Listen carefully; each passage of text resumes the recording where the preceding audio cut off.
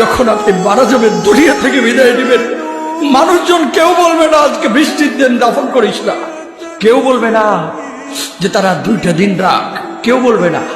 কবরের মধ্যে যখন নিয়ে যাওয়া হবে, আপনার স্ত্রীর কথা মনে পড়বে, আপনার সন্তানের কথা মনে পড়বে, আপনার বাবার কথা মনে পড়বে।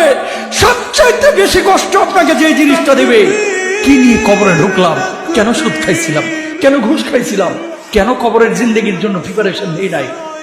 দুনিয়ার জিন্দেগিতে একটা মামলায় ফেসে গেলে সুপ্রিম কোর্টে যাওয়া যায়, উচ্চ আদালতে যাওয়া যায়।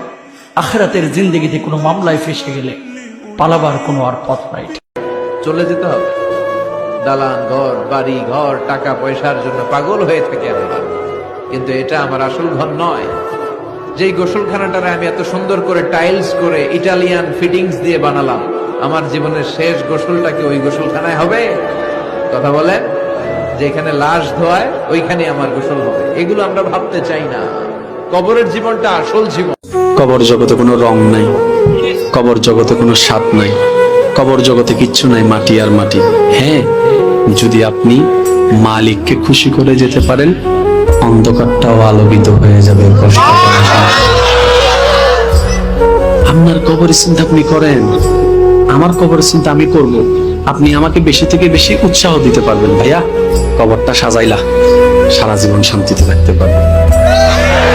এটা হচ্ছে মুসলমানের নিয়ম। বলেন, কবর প্রতিদিন ডাক দিয়ে বলে আনা বাইতুদ দুধ। প্রত্যেকের কবর প্রত্যেককে ডেকে বলে, ও আল্লাহর বান্দা, জানো আমি পোকামাকড়ের ঘর, পোকামাকড়ের ঘর। তুমি তো সেই বান্দা যে একটা মশা কানের পাশ দিয়ে উড়ে গেলে তোমার ঘুম বন্ধ হয়ে যায়, চোখ মিলে যায়। একটা মশার গুনগুন আওয়াজ সহ্য করতে পারো না। একবার কয়েল, একবার অ্যারোসল, একবার মশারি, এরপরেও তুমি চাও যে একটা মশাও যেন আমার কানের কাছে গুনগুন না করে।